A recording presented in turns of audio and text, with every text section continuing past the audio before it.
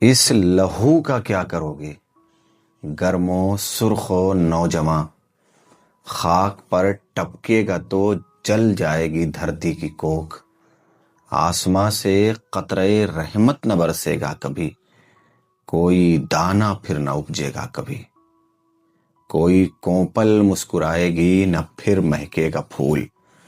ترقی پسند شاعر علی سردار جعفری کی نظم کے یہ اشعار پھر بار بار دروازے دل پر دستک دے رہے ہیں، کیونکہ ایک بار پھر اقتدار کے نام پر، استعمار کے نام پر بچیوں کو قتل کیا گیا۔ ایران کا صوبہ ہرمزگان، جس کا دوسرا سب سے بڑا شہر میناب ہے، جہاں 28 فروری کو صبح میں شجرہ طیبہ گرلز پرائمری اسکول پر اقتدار کے نام پر شیطانی کارندوں نے بچیوں کا خون ناحق بہایا۔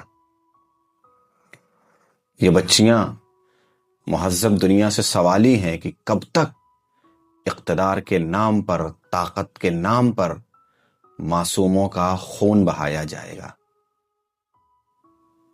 اتنے بچوں کا قتل تو فرعون نے بھی نہ کیا ہوگا جتنے بچوں کا خون اس مہذب دنیا کے دامن پر ہے۔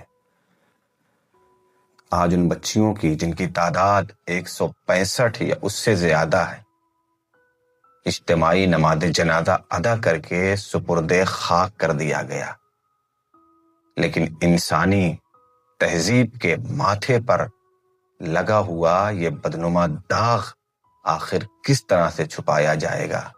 بچیوں کا قبرستان یہ ہمیشہ سوال کرتا ہی رہے گا۔